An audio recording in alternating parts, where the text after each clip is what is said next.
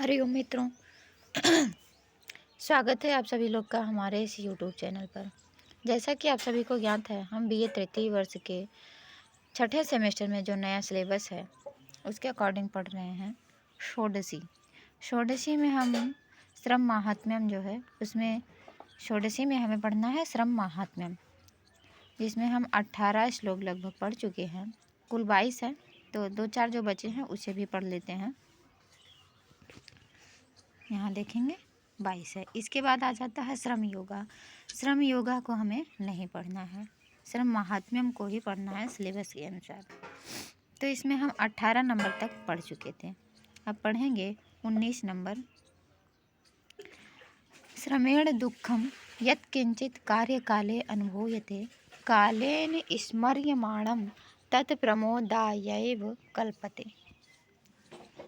श्रमेण दुःखम यत्किंचित, श्रमेण काम के दौरान, श्रम से, काम से, जो यत किंचित काम के दौरान जो कोई भी दर्द या थकान कार्य के समय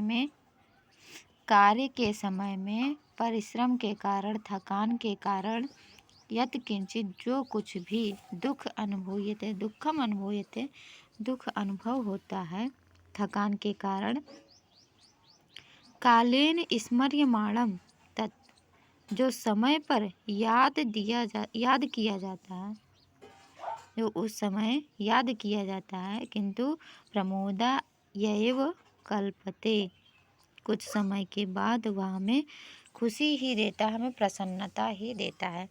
जैसे यदि हम परिश्रम कर रहे हैं तो परिश्रम के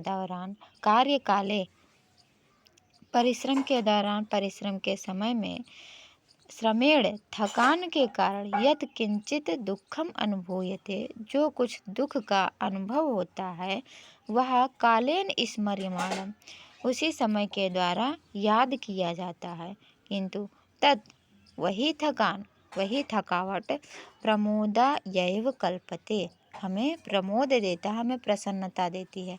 ये कैसे?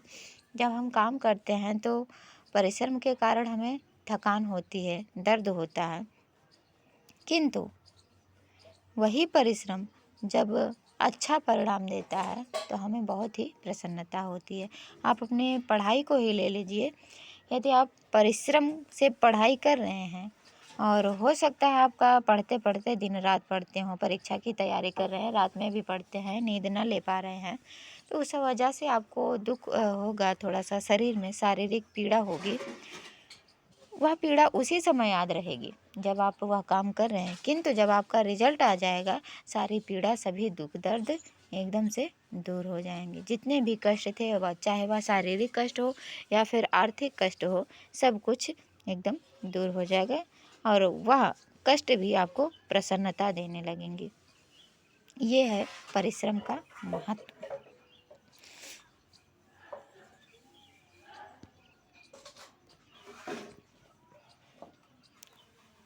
पुष्पिण्यो श्रमिणो जंघे गति धीरोद्धतः तथा व्यूढ़ं वक्षो दृढ़ावंशो वपुर आरोग्य मंदिरम। जो पुण्यमय श्रमिणा है,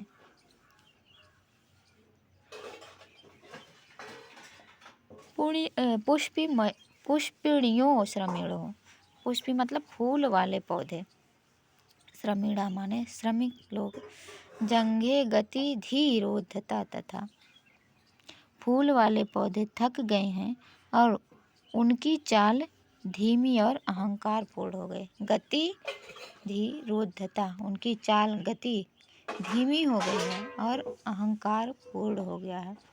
तथा व्यूढ़म वक्षा, उनकी छाती कैसी, वक्ष माने छाती, व्यूढ़म सुडौल हो गई, चौड़ी छाती, दृढ़ वंशा, उसका शरीर सुदृढ़ हो गया, वपु शरीर सुदृढ़ हो गया है और उसका शरीर आरोग्य मंदिरम, आरोग्य अर्थात स्वास्थ्य का मंदिर हो गया। जो श्रमी लोग हैं वह श्रमी लोग किसके मंदिर हैं? श्रमियों का शरीर किसका मंदिर है? आरोग्य का मंदिर है। पुष्प पर्णियों, फूलों वाले पौधों से थक गए हैं, पुष्प से युक्त फूलों वाले पौधे थक गए हैं और उनकी चाल धीमी हो गई है तथा और वह अहंकारपूर्ण हो गए। उनकी छाती चौड़ी सुडौल है, शरीर सुदृढ़ है। उनका शरीर आरोग्य का, स्वास्थ्य का मंदिर था। श्राम्यता शुभ कार्येषु जागरूकतया अनिशम श्रम श्रान्तानि नियतं दैन्यानि खलु सेरते। श्राम्यता शुभ कार्येषु जागरूकतया निशम श्राम्यता शुभ कार्येषु बड़ी कड़ी मेहनत करते थे। जो श्रमिकों की बात बताई जा रही है, बहुत बड़ी कड़ी मेहनत करते थे और हमेशा अच्छे कार्यों के प्रति सचेत रहते थे, जागरूक रहते थे।